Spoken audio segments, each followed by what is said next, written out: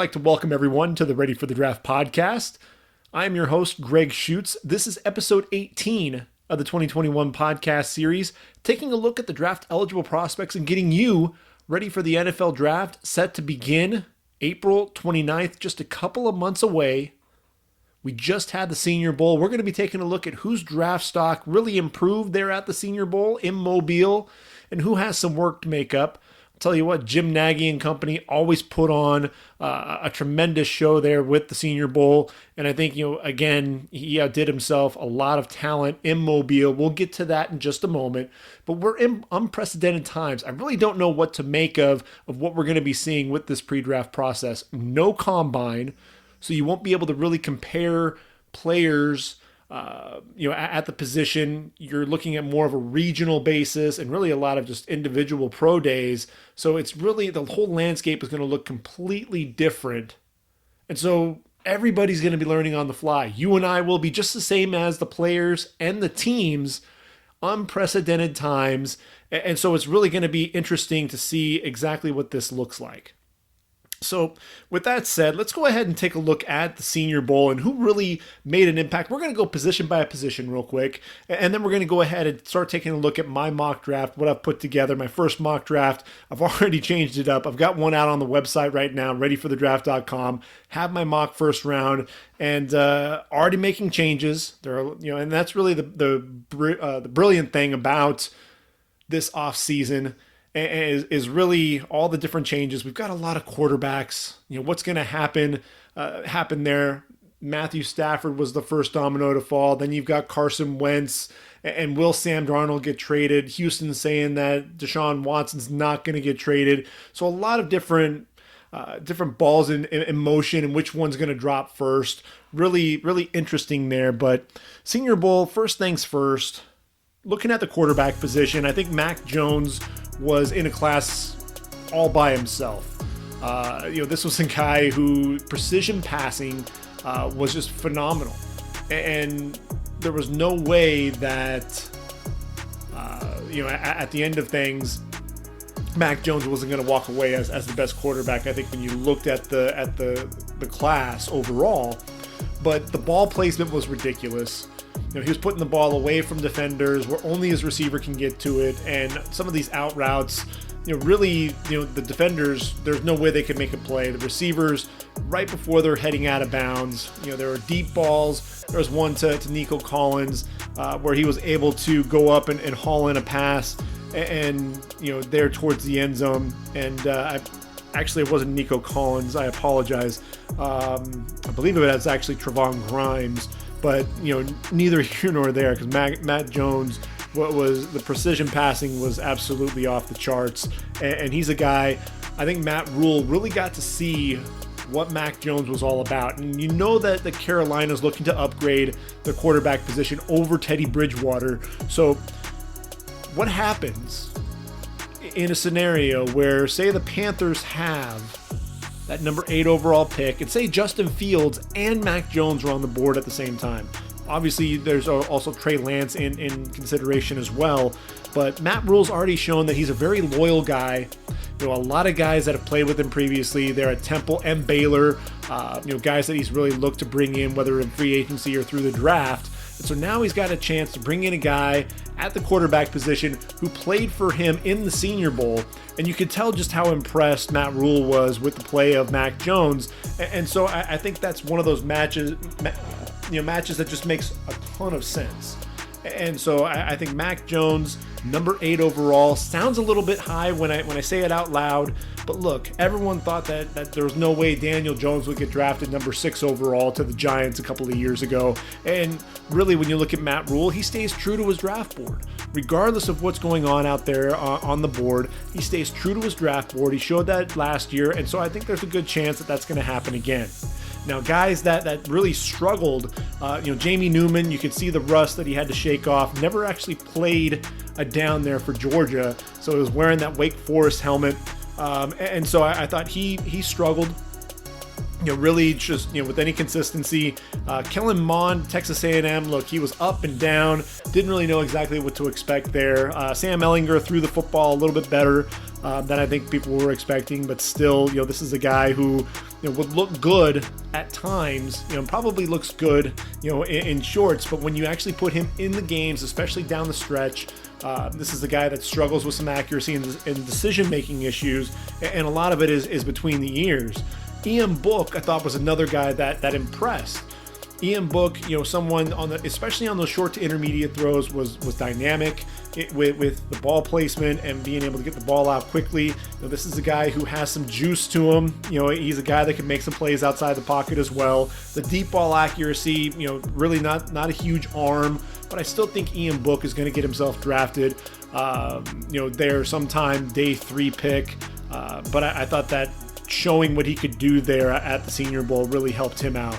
At the running back position, a lot of guys that really were impressive. Najee Harris didn't do anything to hurt his draft stock. I actually have him going off the board, number 18 overall to Miami. Dolphins need a running back, and Najee Harris, the best of the bunch in my opinion. Brian Flores got a close eye there with Najee Harris, getting to coach him there at the Senior Bowl, and so Najee Harris, number 1 running back in my book.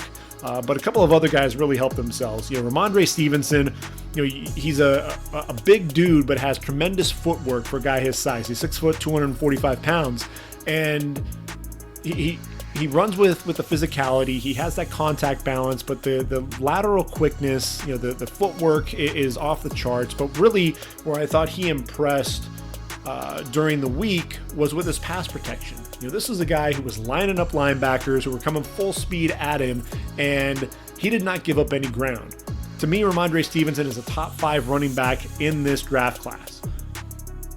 As is Michael Carter there for UNC. Another guy, showed tremendous burst, showed his ability to catch the football out of the backfield, but the contact balance, I think that's one of the things that really jumps off to me. I've got Michael Carter right now, 2nd round pick, going to Pittsburgh. I think Pittsburgh, they've got a lot of the physical backs. They need a change there. They need a different dynamic. I think Michael Carter would be able to bring that with his versatility.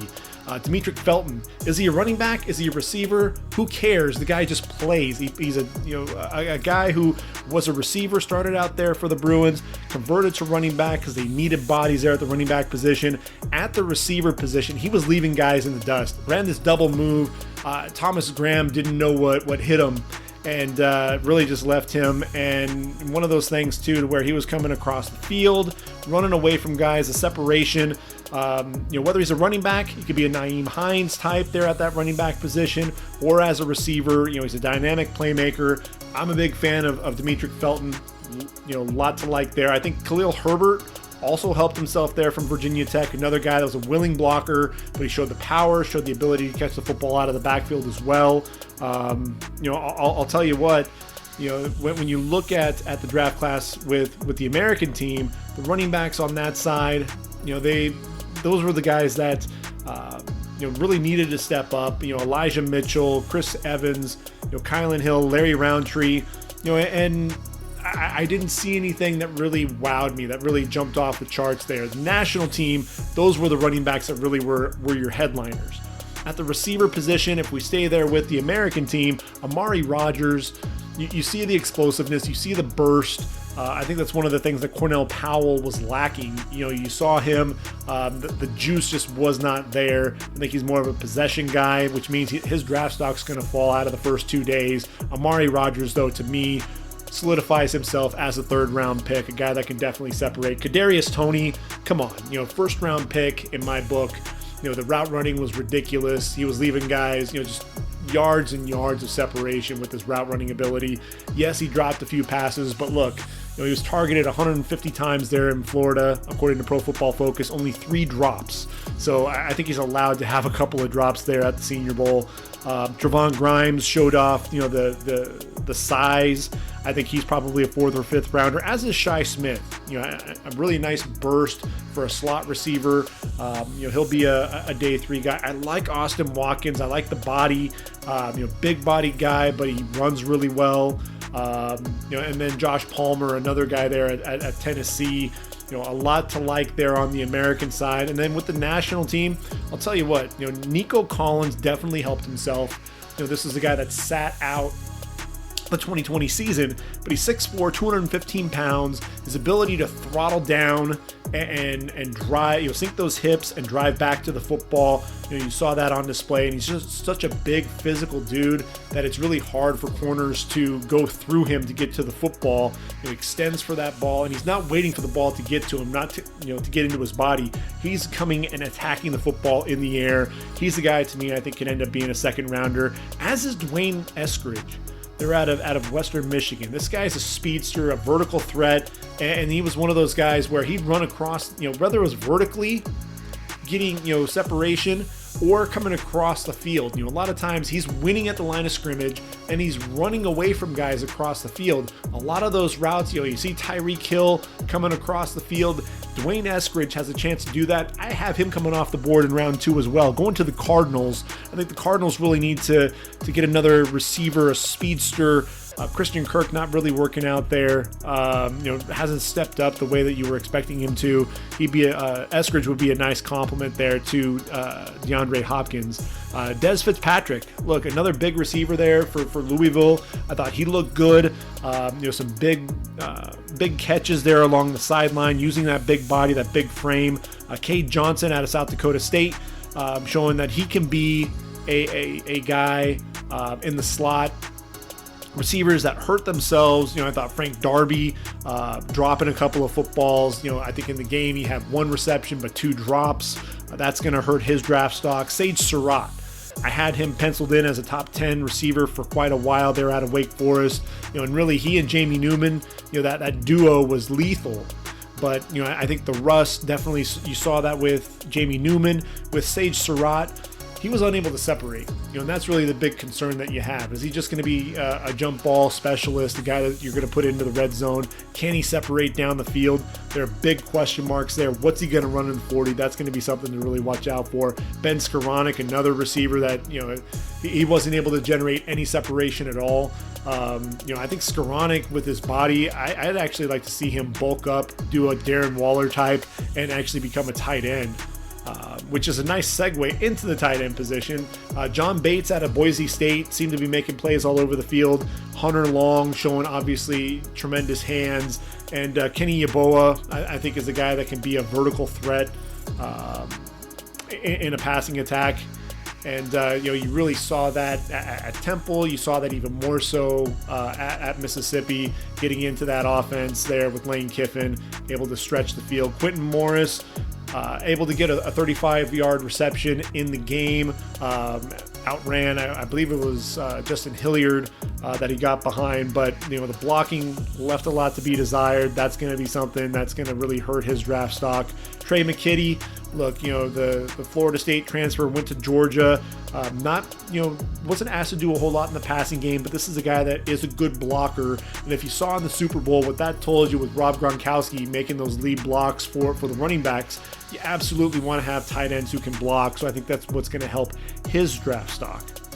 Now, if we go to the offensive line, obviously the guy that helped himself the most was Quinn Miners there out of Wisconsin-Whitewater. Was a tackle there, moved inside to guard and center. And I'll tell you what, man, this guy was winning every single matchup. It didn't matter who he was squaring up against. He was dominating at the point of attack. Osa Odigizua did not want to see Quinn Miners line up over him. He was able to do a pretty effective job going up against anybody else but Quinn. I think Quinn Miners has definitely helped himself. He reminds me a lot of Ali Marpet, very underrated. Marpet had that nice lead block on a touchdown there for Leonard Fournette. And I'm looking at Quinn Miners, and I don't think the third round is out of the question there for him.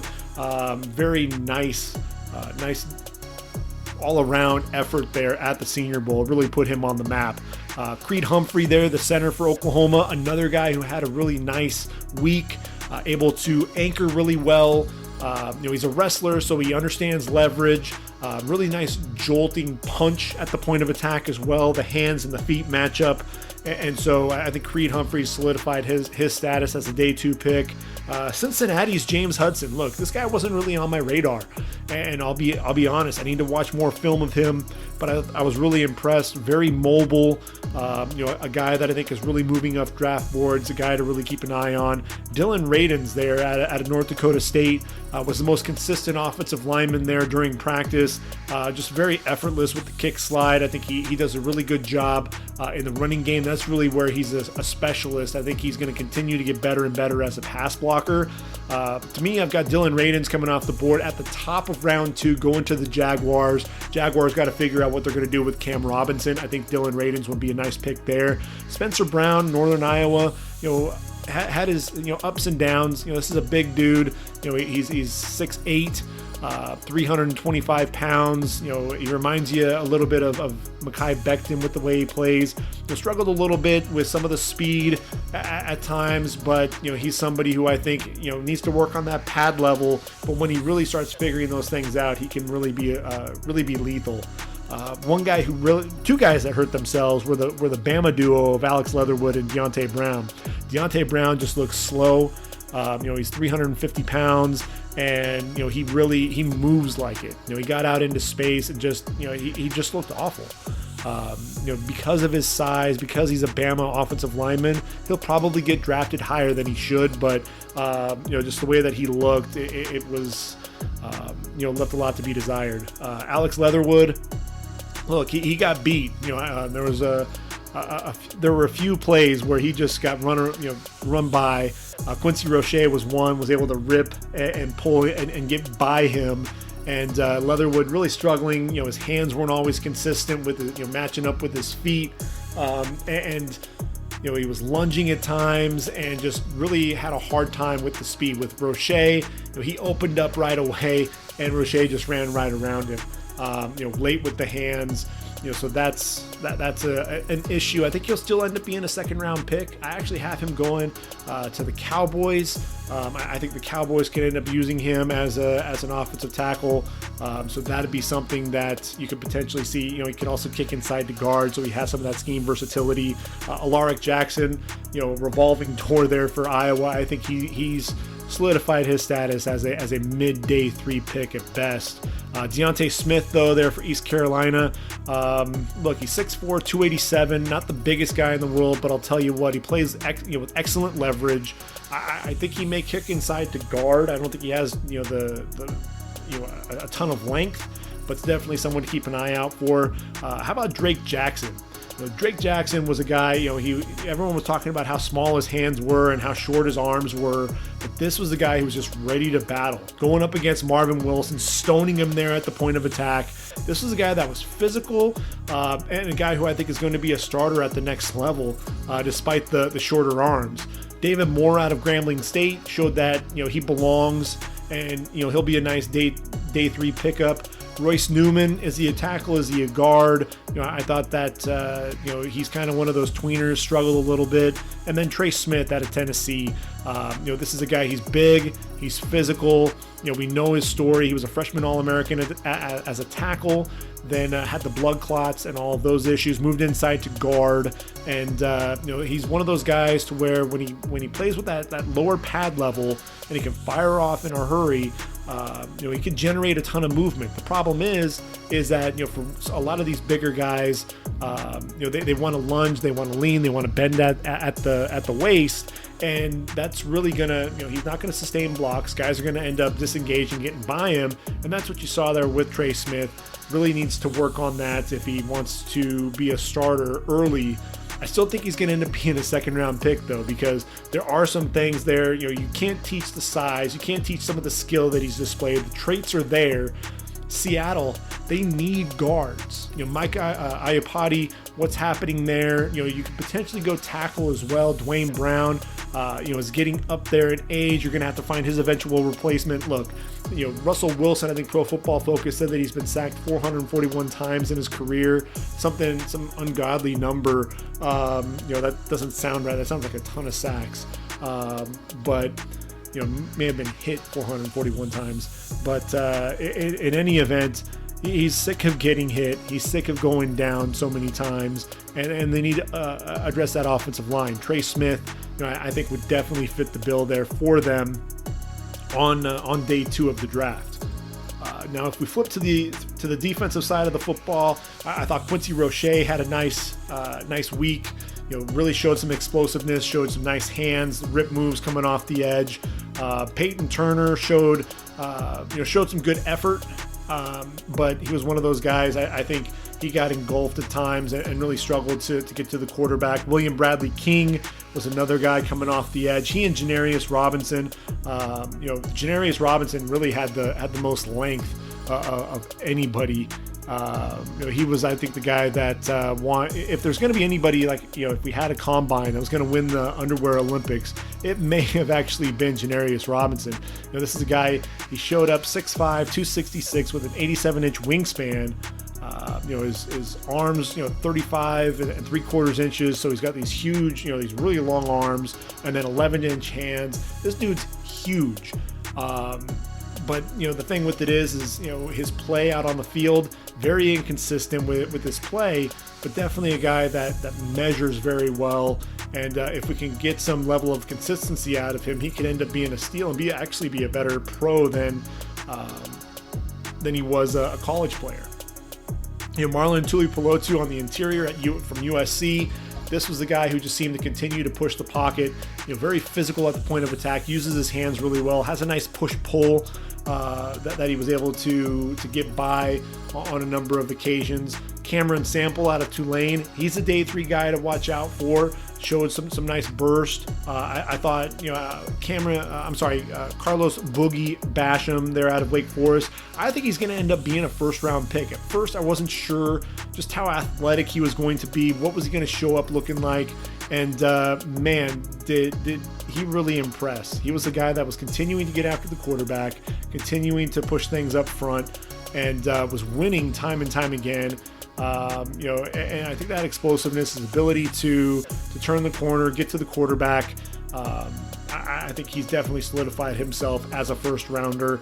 I'd love to see him pair up with Myles Garrett there in Cleveland, have him going number 26 overall. Marvin Wilson, really, what's happened with this guy? The fall from grace. He was supposed to be a top 10 pick, people were saying at one point. Now he's fallen all the way to day 3. Just didn't didn't really surprise anybody with any athleticism or anything like that. He wasn't moving guys off the ball. He was just there. And so I think Marvin Wilson, he's got the traits. If you want to talk traits, there's some traits that are absolutely there, but I didn't see it. I think he's a guy that definitely, his draft stock took a hit again. Wyatt Hubert's just a fun guy to watch there for K-State. Flies around, looking to make plays, runs around with his hair on fire. I definitely enjoy watching him play whenever he takes the field. Let's see, Jonathan Cooper. I thought he showed a nice ability coming off the edge, a little bit more explosive than you would expect. This is a guy that just gets the job done. He's a blue-collar type, not the guy that got all the headlines there for Ohio State, but definitely someone who's going to be a rotational player at the next level. Mentioned Osa Odigizua had a decent week. Patrick Jones II. This is a guy, according to Pro Football Focus, only 17% of his lineup, of his one-on-one matchups did he actually win. That's a little scary for a pass rusher. He's still 6'5", 260. Any chance that the first round has gone out the window. He'll be a day 2 guy. He'll come off the board in round number 2. But a little disappointment there.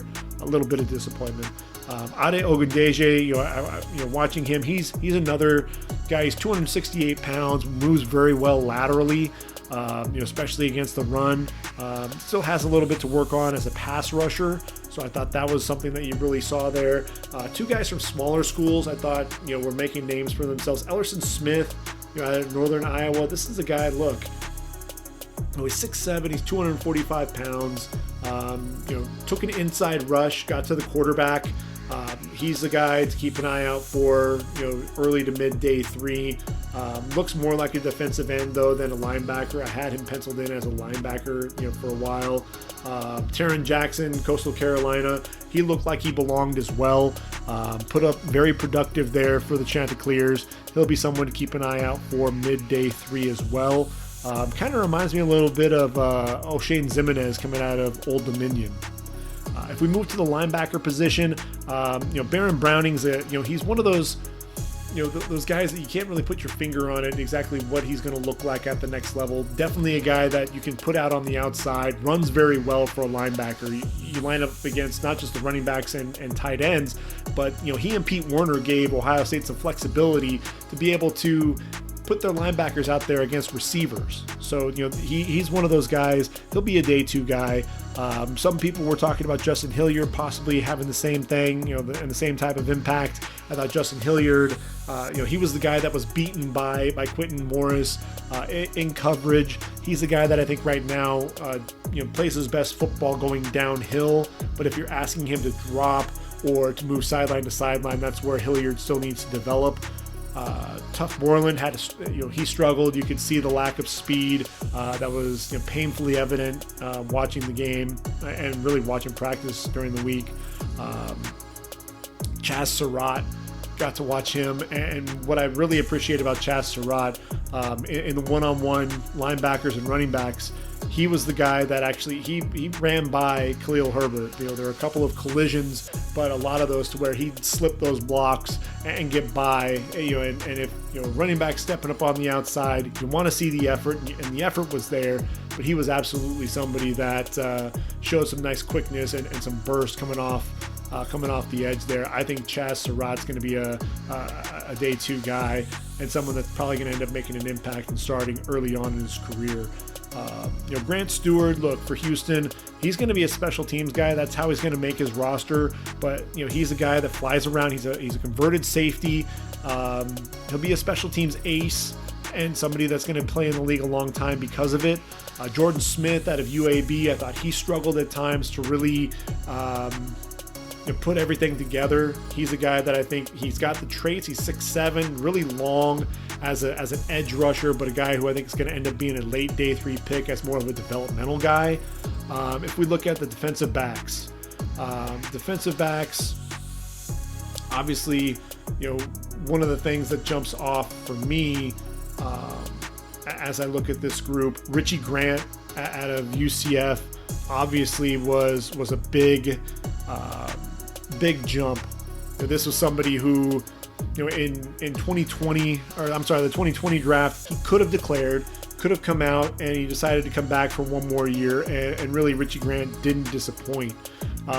This was a Jim Thorpe Award finalist, and you could just see the experience just oozing out of this kid, a guy who I think has just continued to get better and better. Look, he's 5'10", 190 pounds. As a sophomore, 108 tackles, had 6 interceptions, and then he comes back this year.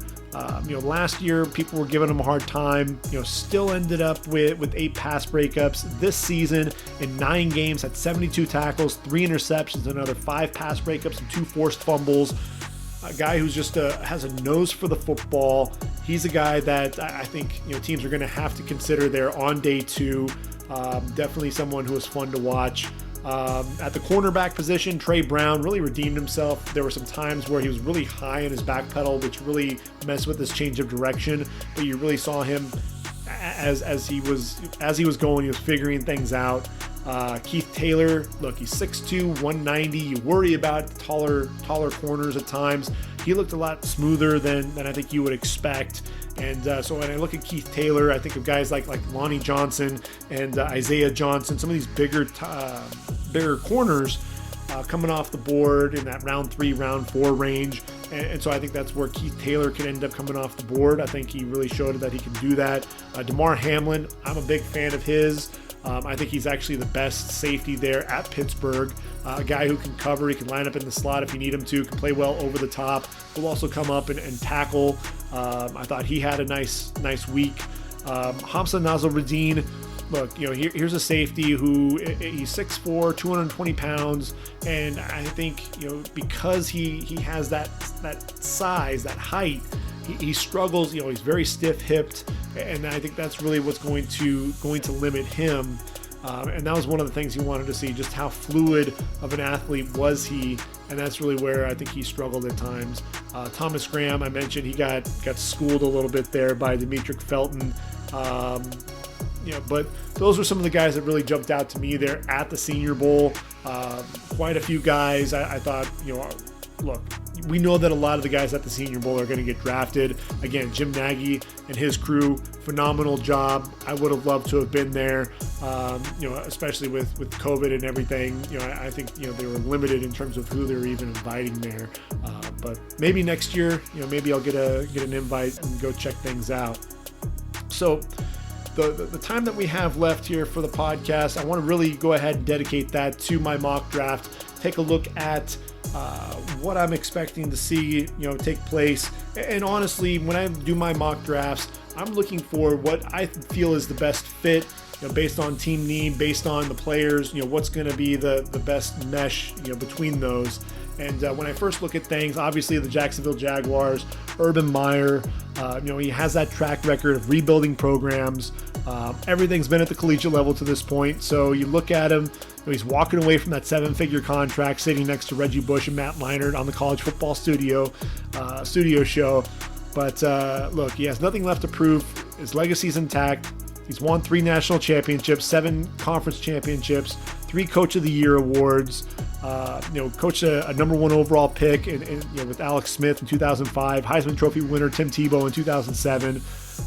But now he has a chance to coach Trevor Lawrence, who could potentially be a generational talent. A lot of people are comparing him. Hey, look at what Andrew Luck did.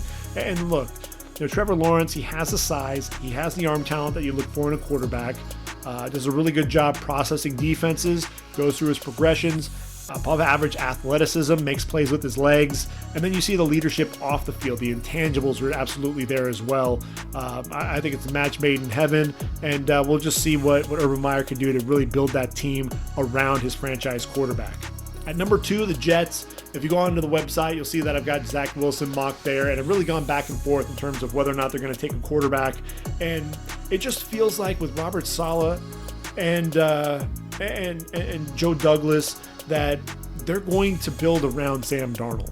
I think they are fielding some offers, and that's some of the I've read with Bleacher Report that they are fielding those offers. But when I look at the Jets, you build around Sam Darnold. He hasn't had any talent really around him. He's got Mekhi Becton at left tackle.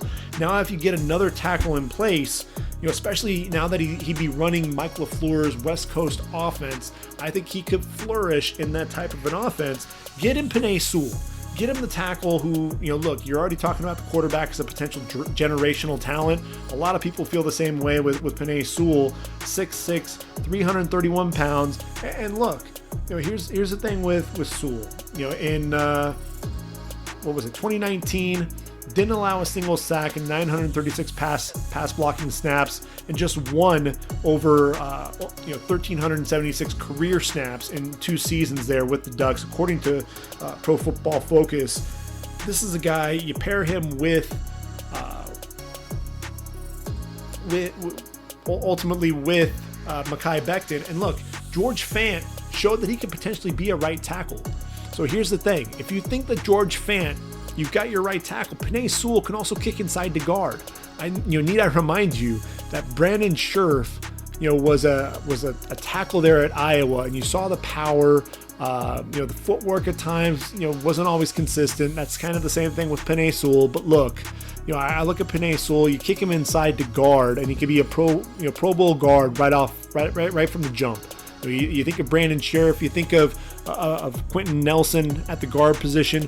You kick Penei Sewell inside. You've got 3 bona fide starters right there, in front of Sam Darnold, protecting him. That's really a great start for Robert Saleh, Mike LaFleur and company. Makes a ton of sense to me. Now, when you look at the Dolphins sitting there at number 3, which receiver are they going to take? I think that's really the biggest question. They get this pick from Houston as part of that Laramie Tunsil trade, and the debate: is it Devontae Smith? Is it Jamar Chase? And look, Devontae Smith, he's 6 foot 175, very slight, but he reminds you a lot of Marvin Harrison with his game, and that combo there with Tua makes a ton of sense. But I'm going with Jamar Chase here. I know the website says that I've got Devontae Smith. I'm actually changing this up, and I'll probably go back and forth a bunch of times with this. But Jamar Chase, everyone remembers Devontae Smith, 2020 Heisman Trophy winner. But Jamar Chase in 2019 with Joe Burrow throwing him the football, 84 passes hauled in for 1,780 yards, averaged 21.2 yards per reception and 20 touchdowns. That 20 touchdowns, it was equal by Devontae Smith. Jamar Chase hit that total first. And I look at Jamar Chase. He feels like an alpha, feels like a guy that's going to go in there for the Dolphins. And Devontae Parker is a nice secondary receiver, secondary option. I think Jamar Chase, you get in there, get a number one for Tua. I know Tua would be bummed if his guy, if Devontae Smith doesn't go to him. But look, he'll still get his number one wide out and make things happen. Atlanta, look, Matt, they've already said that Matt Ryan's not going anywhere. They're not fielding any trade offers or anything like that. But I think you have to expect that Terry Fontenot, the GM, and Arthur Smith, the new head coach, if you're offensive-minded, coach, at some point you're going to want to find the quarterback that you're going to ultimately be married to. And Matt Ryan, he's 35 years of age, he's under contract for the next 2 years. And this is a dude. Look, he hasn't sat through very many games in his career. So this is a guy. He's been an Ironman. He's been a level of consistency there for Atlanta, and that's going to be. Look, he's missed just 3 games since 2008. Hasn't shown any signs of slowing down. You can draft your quarterback of the future, let Matt Ryan play out his contract, and really see what happens after that, where the chips fall. I think Zach Wilson is the guy. Zach Wilson, to me, is the number 2 quarterback in this draft, and to me, I don't think it's really even close. He's 6'3", 210, the junior out of BYU, a guy that, the arm talent is off the charts. This is a guy that can sling it from really anywhere. When you think of guys like Patrick Mahomes, you're looking for the next Patrick Mahomes, and I think you have it in Zach Wilson. It doesn't matter how he's moving, whether he's moving to his right, moving to his left, if he's backpedaling, moving towards the line of scrimmage. He's throwing with a ton of velocity, and the arm, everything moves all at once, and it's very quick. A lot of guys are very deliberate with things. The shoulders square to the target, and then the arm comes. This guy, man, he does everything all at once. He'll be running towards the sideline and basically be parallel to the sideline, and then with those eyes down the field, and then next thing you know, here comes the shoulder, the arm, everything comes around, and so explosive and so quick with it, so effortless. A guy that can make plays with his legs. He was the reason why BYU was so talked about during the 2020 season. Yes, the defense was solid, and yes, he had some decent receivers, but Zach Wilson, man, he's continued to develop, continued to get better there at BYU, and to me, I think he'd be the nice transition there for the Falcons whenever they decide to move on from Matt Ryan. Looking at number 5, look, Cincinnati Bengals, they need to protect Joe Burrow. Joe Burrow going down to that knee injury, and yes, Burrow, he had his ups and his downs, but he still completed 64% of his passes, threw for over 2,800 yards, 13 touchdowns, and just 5 interceptions. But look, the team led the league in sacks with 32 and hits, at 72 during that time, according to Pro Football Focus. And so he gets that knee injury. Chase Young, Montez Sweat coming off the corners. Ultimately, when he's trying to deliver the pass down the sideline, a third D lineman, Jonathan Allen, takes him out. And so you got to protect your investment. Jonah Williams should be healthy. He'll be at one tackle position. I think you've got Rashawn Slater. Wherever you want to plug in Rashawn Slater from Northwestern, plug him in at center if you want to, at guard, throw him in at one of the tackle positions. Jonah Williams has experience at both tackle positions, so you could really put in Rashawn Slater at left tackle. I think he could excel wherever you line him up. And what I look at with him, if you watch the game against Chase Young, his junior season, it was near perfection. He was so smooth, very patient, very quick out of his stance, understands leverage, the strike with his hands. It was very consistent right there on the chest plate, right into the inside. And even if a guy was able to get those hands moved, the hands went right back. And you saw him generating movement. You saw him climb into the second level on run plays as well. To me, this is a guy that does a little bit of everything, and I think the Bengals would have to draft him if he's sitting there at number 5, especially with Penei Sewell off the board. The Eagles, this was a pick for me. I was trying to decide, is it going to be Devontae Smith? Because obviously, you're looking at the receivers, and Alshon Jeffrey's yet to play a full slate of games since 2013. Deshaun Jackson has played in just 8 games over the last 2 years in his second stint with the Eagles. They're both in their final year of their deals. They're probably going to end up moving on from the duo whenever the deals are done. They could potentially be cap casualties as well. But then there's Zach Ertz, and there are signs that are saying that Zach Ertz is going to move on. And yes, you have Dallas Goedert. When you've got Nick Sirianni coming in, a lot of those 2 tight end sets, Kyle Pitts is just a different kind of cat. Kyle Pitts, not only was he the Mackey Award winner for the top tight end, he was also Bolitnikoff Award finalist for the top receiver. So, when you think about that, there aren't too many tight ends that can say that. 6'5", 246 pounds, mismatch nightmare wherever you lined him up on the field. The wingspan, the ball skills, too much size for the defensive backs, too much speed for the linebackers. The catch radius is just off the charts. And when I look at Kyle Pitts, you put him there with the Eagles, you can line him up on the outside, and you can have Goddard as your inline and be just fine. I think the Eagles could potentially go after a receiver in free agency, which would then free them up to take Kyle Pitts here with the number 6 overall pick. I think Kyle Pitts is a top 10 pick. I was trying to figure out where to plug him in the top 10, and I think the Eagles make the most sense. I had him penciled in with the Giants, but I think the Giants are going to go receiver, given the fact that Evan Engram was a Pro Bowler this past season, and I think that's ultimately Kyle Pitts going to the Eagles. The Lions, I've gone back and forth with this. Will the Lions, I think the Lions may end up re-signing Kenny Golladay, so I don't know that receiver would be their number 1 priority. Honestly, that the league's worst defense, they're 30th against the pass, giving up nearly 320 yards per game. Romeo Okwara, Everson Griffin, they finished with 13.5 of the team's 24 sacks. They're free agents. They may not be back as well. And so I look at Kwity Paye out of Michigan. This is a guy, in just 4 games, he only had a couple of sacks, but don't look at that. Look at the 22 hurries. Look at how he was able to get the job done. He was physical with his hands coming off the edge. Bends, if you haven't seen the 3-cone drill online, it's absolutely ridiculous how well this guy bends. But then he's also able to rush the passer, the speed to power on the inside as an interior rusher as well. I think he brings a different dynamic, and I think he's a little bit more polished getting after the quarterback than Gregory Rousseau as well. So I think Kwity Paye goes number 7 overall to the Lions. Number 8, Carolina. And look, you've got Justin Fields on the board here, but I'm not going Justin Fields. I'm going Mac Jones. I think Mac Jones ultimately ends up being the guy here for Carolina. I have this feeling with Matt Rule. He's true to his draft boards, and he also stays.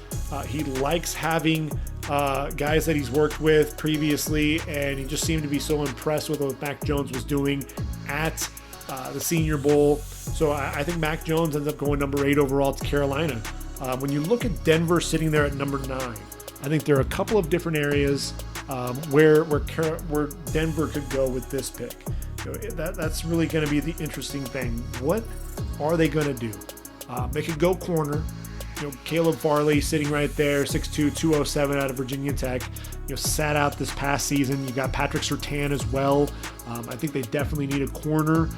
When you look at that, AJ Boye would be able to move to the number 2 corner. Bryce Callahan still lining up in the slot. So I think that makes a ton of sense. But honestly, what's going on with Von Miller? That's the big question. What's going on there? He has he's 32 years of age and entering the final year of his deal. The new GM George Patton looking likely for Miller to restructure his contract. But now Miller is also the subject of a criminal investigation. So it's entirely possible that Denver looks to move on from him, in which case they could bring in a guy with some versatility like Micah Parsons linebacker by trade, but a guy that's really more known as a pass rusher. He was recruited as a defensive end, really more of an edge rusher than a guy that's playing off ball. I think he'll give you some immediate value as that pass rusher coming off the edge, and you can ultimately help develop some of those skills dropping. I think he'd be a nice fit there with Bradley Chubb with Denver. Looking at Dallas at number 10, I think they also need a corner. When you look at the offensive line, I think you've got some questions, but there's a lot of money tied up with the offensive line. Why use that number 10 overall pick on yet another offensive lineman, tie up more money there when you're looking at that corner position? Chidobe Awuzie and Jordan Lewis could potentially leave in free agency. If that happens, then you need to find another corner. And I look at Trevon Diggs. He was taken with the 51st overall pick in last year's draft, finished with 3 interceptions and 15 pass breakups, led the team in both of those categories. I think you reunite Trevon Diggs with his former running mate at Alabama in Patrick Surtain, and I think that'll help shore up the back end of that defense.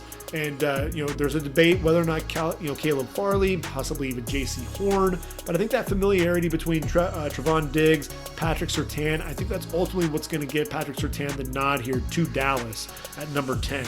Now, number 11, the Giants. I mentioned that I thought Kyle Pitts, this could be a potential destination. But I'm looking at Devontae Smith going to the Giants here at number 11 overall. I think you've got, Darius Slayton. You've got Sterling Shepard, you've got Golden Tate.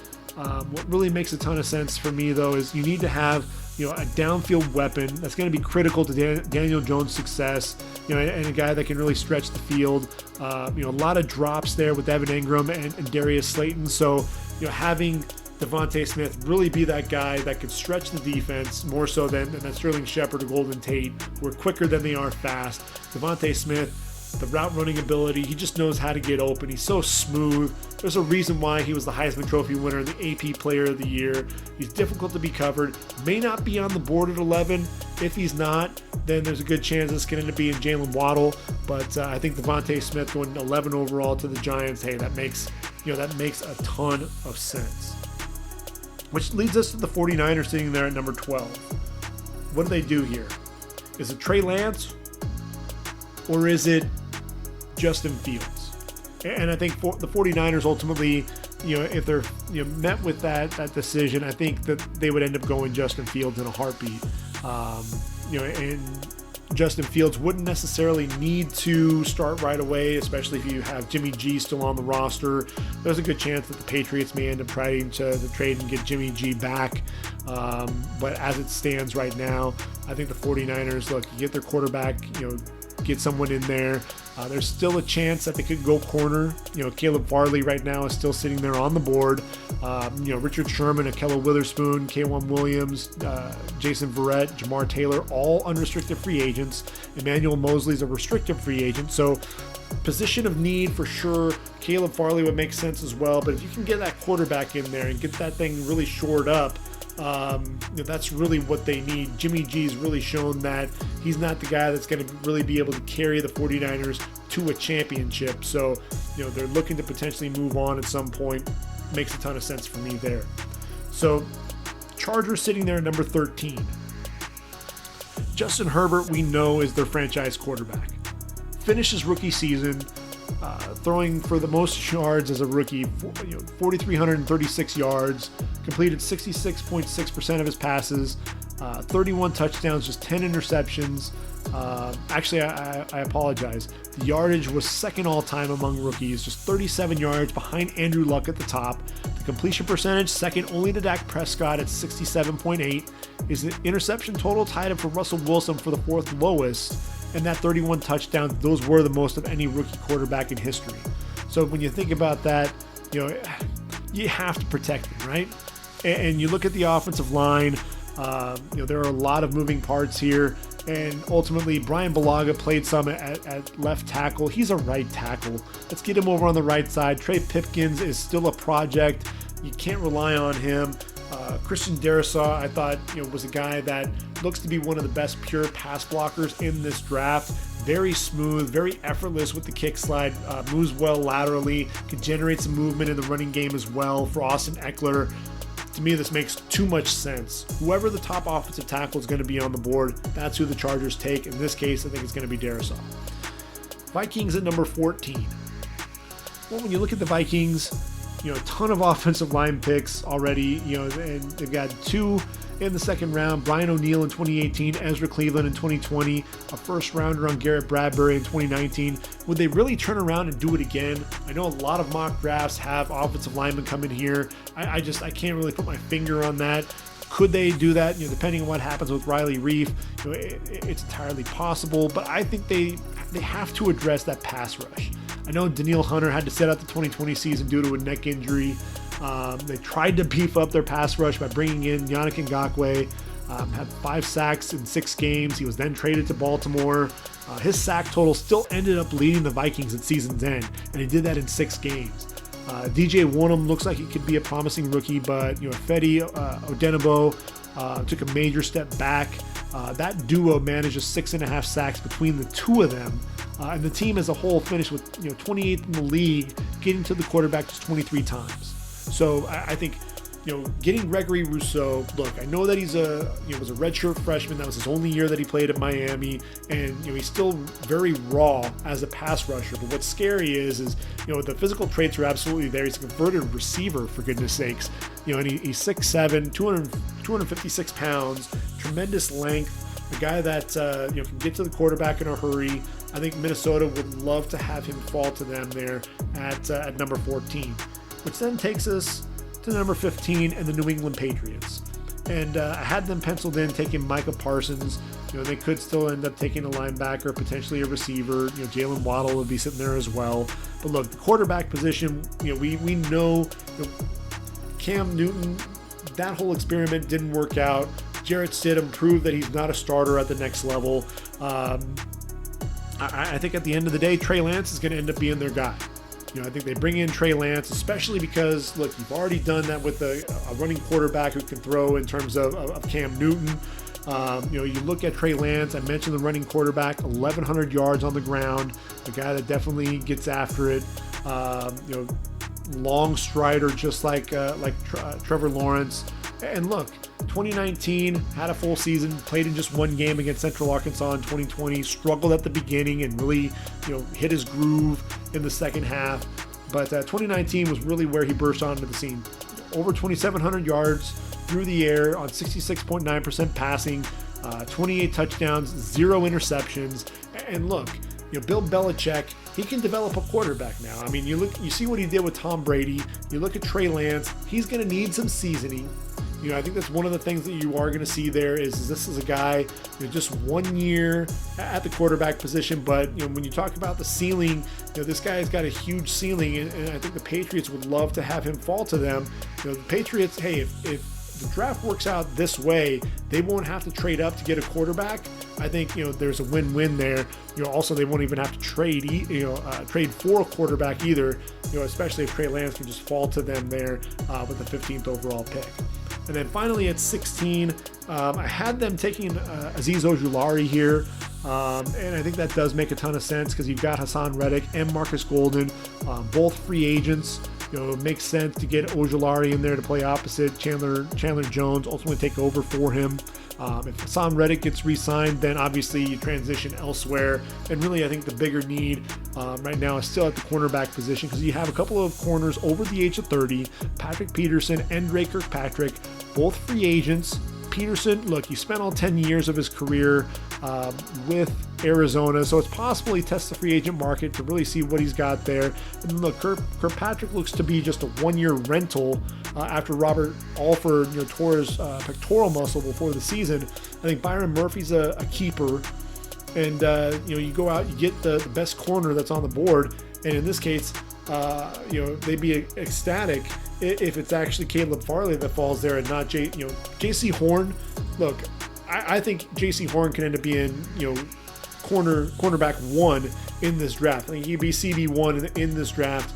And the reason why I say that is he is so physical. He can play, man coverage or in the zone.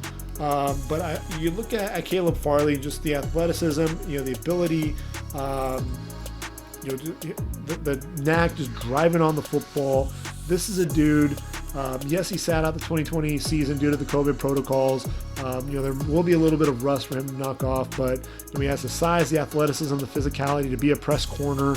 And I think he's capable of taking over that number one corner spot in the event Patrick Peterson leaves. But like I said, JC Horn, you can't go wrong either way at that cornerback position. Will Farley fall? Ultimately, you got to see what he looks like after sitting out. This was a guy who, really, I would have loved to have seen him play one more year, but you see him, he sticks like glue to his receivers. They're off the edge. And, these are all three talented corners. They deserve to come off the board in the top half of round number one. All the hypes around Surtain and especially Farley. The Cardinals, at the end of the day, if those two guys come off the board early, they may end up getting a steal at the end of the day, landing JC Horn with this pick. So we're going to continue to go here, see if we can get at least to the top 20 before we go ahead and call it a podcast. So we look at Vegas. So Las Vegas Raiders sitting there at number 17 overall. I think they could go in a couple of different directions here with this pick. I know that they need a defensive tackle desperately. I think Christian Barmore definitely looks the part, especially how dominant he was in the college football playoff national championship game. Justin Fields seemed like he had 58 in his face all day long. Max Crosby set the pace for the Raiders. They had just 24 sacks, but Crosby led the team with 7 sacks. Cleveland Ferrell struggled to get to the quarterback, only had 2 sacks on the day. I think Kwity Paye, Gregory Rousseau, Azeez Ojulari, all in play here at number 17. If Paye and Rousseau fall, Ojulari likely to be on the board here. But I'm actually going to go in a different direction. Vegas did invest in their linebackers last season. They brought in Nick Kwiatkowski and Corey Littleton, and I think Kwiatkowski did a decent job in coverage. Littleton struggled mightily in 2020. Gus Bradley comes in, brings in that cover 3 defense. Littleton has a chance to redeem himself, and I think if you add in the Butkus Award winner Jeremiah Owusu-Koramoah, add him to the mix, allows them to improve the overall athleticism of the linebacking core. Maybe undersized, but that sideline to sideline ability, that knack for getting to the quarterback. One of the most athletic linebackers in coverage as well, can line up on the outside, play the receiver, running back, tight end, whatever you're asking him to do. And oh, by the way, Mike Mayock, before he took over as the GM of the Raiders, he was the color guy there for Notre Dame, so he knows a thing or two about fighting Irish players, and I think he'll have his eye there on Owusu-Koramoah here at the number 17 overall pick. Miami sitting there at 18. Come on. Najee Harris, this is just a match made in heaven. When you look at that running back position, Myles Gaskin, Salvon Ahmed, it's nothing really to write home about. I think Myles Gaskin is going to be a nice complimentary back to Najee Harris, but man, come on. The most complete back in this year's draft. The power, the contact balance between the tackles, the speed and athleticism on the perimeter. He's not only going to run by you, he'll also jump over you. Sorry, my condolences to Nick McLeod, who basically, Najee Harris scaled in a single bound, jumping over him and never broke stride. Then he displays his soft hands in the passing game. And then the understanding of his role in pass protection as well. I think, you look at what Josh Jacobs did coming off the board in round 1 for the Raiders, became an instant star. I think Najee Harris, another Crimson Tide running back, is going to follow that trend. So then when after that, we get to the Washington football team. And I'm telling you, I'm looking at Zaven Collins. He's the Nagurski Award winner, the Bednarik Award winner for a reason. And I think when you look at Washington, the Washington football team, there are some other needs. What's going to happen at that quarterback position? I think they ultimately end up looking elsewhere. Although, if Trey Lance were to fall to them, or possibly Mac Jones, those would be definitely under consideration as Alex Smith. Obviously the comeback player of the year, but he's not the long-term answer for the franchise. So I think receiver is definitely a possibility. You look at Terry McLaurin, definitely, over 1,000 yards this past season. Definitely a stud there. Logan Thomas, the converted quarterback out of Virginia Tech, one of the more exciting tight ends. Kelvin Harmon down to a knee injury after his promising rookie season. You've got Emmanuel Hall, showed some promise, then he tears his Achilles. Antonio Gandy-Golden battled the hamstring injury. He was the 4th-round pick, a big target. So you had, Cam Sims, Steven Sims, and Isaiah Wright filling in. Trio combined for, the three of them failed to equal the totals, in receptions, yards, and touchdowns that Terry McLaurin put up by himself. I think Kadarius Toney, that versatile playmaking ability, a guy that can stretch defenses, the route running, does a little bit of everything, makes a ton of sense here. But I think in free agency, you can go after Juju Smith-Schuster, Allen Robinson, Marvin Jones, Chris Godwin. So I think Washington goes elsewhere with the pick. There's a chance that they could go tackle, with Jerron Christian and Cornelius Lucas. But I thought Lucas stepped up and played really well, which allowed them to actually look at the defensive side of the football. Now, Cole Holcomb looks like he's a keeper, has the skill set to play either the Sam or the Mike. John Bostic, final year of his deal. Ryan Anderson, Kevin Pierre-Louis, both free agents. I think Cole Holcomb could potentially kick over if they decide to let John Bostic walk. So Zaven Collins makes a ton of sense. One of the most versatile defenders in this year's draft. If you listen to my podcast, any chance I get to talk about number 23 from Tulsa, I'm going to do it. This guy has the speed to cover the field sideline to sideline despite weighing 260 pounds. Tremendous blitzer, shows the hand usage and flexibility to bend in a hurry to get to the quarterback, dynamic in coverage as evidenced by his 4 interceptions, including that 96-yard walk-off pick to beat Tulane in overtime. Zaven Collins, to me, is an impact linebacker. He can run in the 4.5s, at 6'4", 260. I don't think he needs to shed weight. There are a lot of people that are concerned that he's a little bit too heavy. Look, if you can run in the 4.5s, weigh in 6'4", 260, I'm not too worried about that. The Bears. So Bears sitting there at number 20. Could they go offensive tackle? I think there's definitely a possibility. Charles Leno could potentially be a cap casualty here.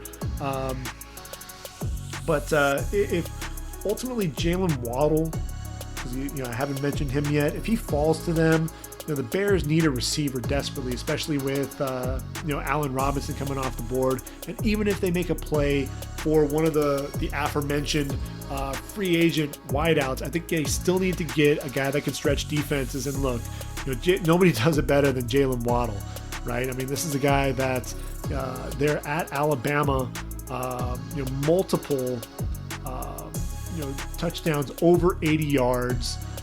Just really that speedster, a guy that just, you can see the speed, it just jumps off the charts. He's drawing comparisons to Tyreek Hill. It makes way too much sense here for Chicago to go with him. Now look, you could potentially, you lose Allen Robinson, but you could potentially bring in a guy like, say, Juju Smith-Schuster and Jaylen Waddle. And then you have, Anthony Miller, and you have some other weapons there. The cupboard isn't completely bare, but, it's very thin at the receiver position. You've now solidified things. And look, if Chicago ultimately trades for Carson Wentz, you've given him some additional weapons to go along with the running game that David Montgomery's leading there. I think you start putting some of those pieces together for Matt Nagy's offense. So I think that makes a ton of sense as well. So those are my top 20 with my mock draft. And we're going to go ahead and call it quits. I'm going to go ahead and put another podcast together here in the next few days. We'll finish off round number 1, and then we'll start taking a look at round 2 as well.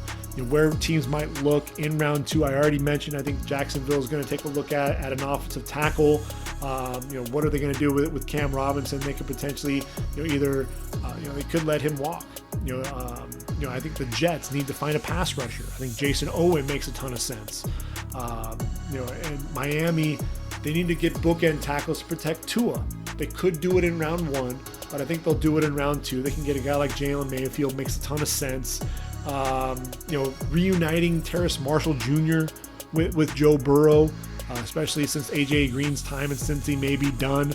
I think Carolina looks for an offensive tackle. I think Russell Okung, they'll move on from him. They'll re-sign Taylor Moton.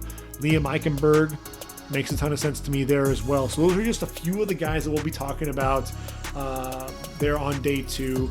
And obviously we'll do picks 21 through 32 as well. When you look at 21, you've got the Indianapolis Colts, Tennessee sitting there at 22. I think the Colts, if J.C. Horn is sitting there, you got to jump on him. Azeez Ojulari with the Titans makes a ton of sense. And then you get into the Jets and Jaguars. They have 2 of the next 3 picks after that. And so I think those are teams that are definitely going to continue to improve. And you just hope that Urban Meyer with the Jags and Robert Saleh and Joe Douglas can really retool things. And if they keep Sam Darnold, you have to use the first round to land a couple of weapons, not just one. Get 2 weapons for him. I think at the end of the day, you get an offensive lineman to block for him first and foremost, and then you get a running back. I think you get Travis Etienne. They need a running back. Frank Gore. Look, he's probably he maybe has another year left in him. He's kind of that Iron Man. I think he's 38 years of age now. He may have one more year. But, I think you get that speedster, Travis Etienne, over 100 career receptions, makes a ton of sense there for New York. And then you can potentially, you can get a receiver not only in free agency, but you're sitting at the top of round 2. There are other receivers that are out there, from Nico Collins to Amon-Ra St. Brown to Rondell Moore. A lot of guys to consider. So I think those 2 teams, if they play it right, they can get a ton of guys that they'll be able to, the new head coaches will really be able to develop that team around. So it'll be interesting to see exactly how everything plays out. So we'll cover the rest of round number 1, like I said, picks 21 through 32. And we'll also take a look at round 2 on episode 19, which I said we'll go ahead and put together in just a few days. So for ReadyForTheDraft.com, this has been the Ready for the Draft podcast. I've been your host, Gregg Schutze. Have a great week, everyone. Stay tuned for the next podcast. And until next time, I am out of here. Take care, everyone.